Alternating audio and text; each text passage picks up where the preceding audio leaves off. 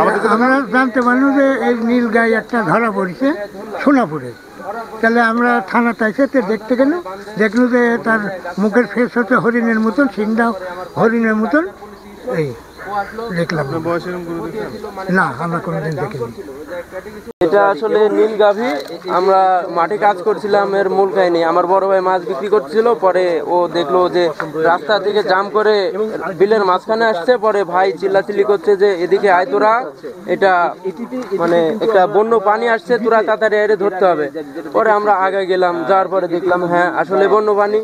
পরে আমরা ধারণা করলাম এটা কোন পানি হতে পারে, এটা যদি ক্ষতি করে।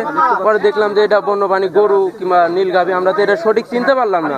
তারপরেও ভয় ভীতি দূর করে আমরা একে ধাওয়া করলাম, করে অনেক দৌড়ানি, প্রায় 2-3 ঘন্টা, মানে প্রায় 11:30 থেকে 12টার মাঝে, এর মাঝামাঝি থেকে ধরে এটাকে ধরছি আমরা 2টার সময়, আনুমানিক 2টার সময় ধরছি, মানে অনেক দৌড়াদৌড়ি করে তারপরে ধরলাম। এও হাঁপাই গেছিল, ধরার পরে অনেক সাহস নিয়ে ধরলাম, ধরার পরে একে রশি দিয়ে বাঁধলাম। বাঁধার পরে আমার ভাই ছিল পল্লী চিকিৎসক, ওরে ডাকে নিয়ে এসে হালকা পাতলা চিকিৎসা দিলাম, দেওয়ার পরে কাছে সাথে বাঁধার পরে আবার পানি টানি দিয়ে ইতিমধ্যে আমাদের থানায় স্যারদের ফোন করা হয়েছে, ইনফর্ম দেওয়া হয়েছে। পরে স্যাররা গেল, যাওয়ার পরে একে অনেক মানে খবরাখবর নেওয়ার পরে যে এটা মালিকানা কি সরকারি, এটা জানার পরে ওনারা থানায় নিয়ে আসছে। এই পর্যন্ত নিরাপত্তা স্যারেরা মূল জায়গায় যে নিরাপত্তা পাবে সে জায়গায় দেবে ইনশাল্লাহ।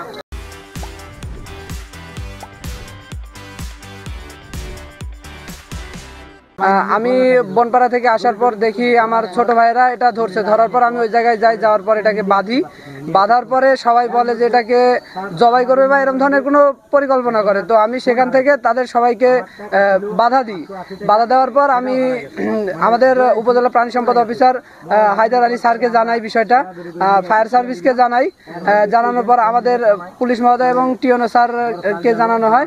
জানানোর পর সবাই মিলে আমরা কয়েকজন মিলে এটাকে আর জবাই করতে দিই নাই, আমরা বেঁধে রেখে পরে আমরা পুলিশের হাতে হস্তান্তর করছি।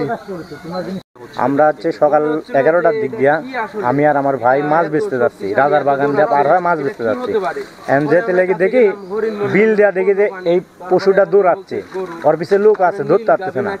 পরে আমরা ভ্যান ট্যান থুয়া আমরা 5-6 জন সালপাল মনে করেন আর পিস দৌড়াইছি, দৌড়া হ্যাপসি গেছি, কিন্তু ধরতে পারিনি, এত শক্তি। পরে এক বাড়ির মধ্যে ঢুকছে, বাড়ির মধ্যে যায় এক চিপা আছে টয়লেটের, ওর মধ্যে ঢুকছে। পরে সবাই যায় বা চাবি ধরছে, চাবি ধরার পর টেনে গান এক ধরতে পারছি, পারার পর দড়ি ধরে বাঁধছি। বাঁধার পর পরে থানার ফোন দিছে, স্যারেরা গেছে, স্যারেরা যায় আমার কথা শোনার পর বলছে তাহলে সহযোগিতা করিয়ে নিয়ে আসি। পরে তারা আমার গাড়ি তুলে দাও, আমরা সবাই গাড়ি তুললাম, তুলে দিয়ে এখানে আসলাম, এসে এখানে নামালাম। কিন্তু ভাইয়া আমার একটাই অনুরোধ, আমরা যে 10-12 জন সালপাল ধরেছি এদেরকে কিছু বকশিস দেওয়ার দরকার। আর আমার পকেটে, আমি গরিব মানুষ, কাম করে খাই, 400 টাকা হাজিরি, আমার 880 টাকা হারা গেছে, একজনের ফোন হারাইছে। এই ক্ষতিপূরণটা চাই, যেখানে দিক আমরা এই ক্ষতিপূরণটা চাই, এটাই আমার বক্তব্য শেষ। হ্যাঁ, এই গরু আমি কোনোদিন দেখিনি, নতুন দেখলাম, কিন্তু বিভিন্ন জায়গা থেকে লোকজন আসি, মেয়ে ছেলে বেটা ছেলে এই সব দেখাশোনা করতেছে। আপনি দেখে কেমন লাগলো? আমার ভালো লাগলো, এরকম গরু তো আমি দেখিনি, এই প্রথম আমার জীবনে দেখলাম।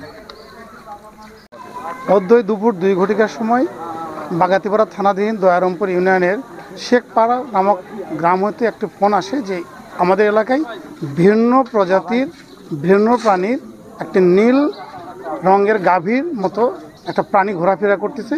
উক্ত সংবাদের ভিত্তিতে আমি থানা হইতে আমার এমার্জেন্সি পার্টি এসআই আমিনুল সহ সঙ্গীয় ফোর্স ঘটনাস্থলে পাঠানোর পরে অত্র এলাকার লোকজনের সহায়তায় এই ভিন্ন প্রজাতির এই নীল গাভীটি উদ্ধার করে থানায় নিয়ে আসি। থানায় আনার পরে রাজশাহী বন সংরক্ষণ কর্মকর্তা অধিদপ্তরে জাহাঙ্গীর সঙ্গে যোগাযোগ করলে ওনারা ওখান থেকে আসতেছে। ওরা আসার পরে আমাদের প্রসিডিওর হিসেবে তাদের নিকট হস্তান্তর করা হবে।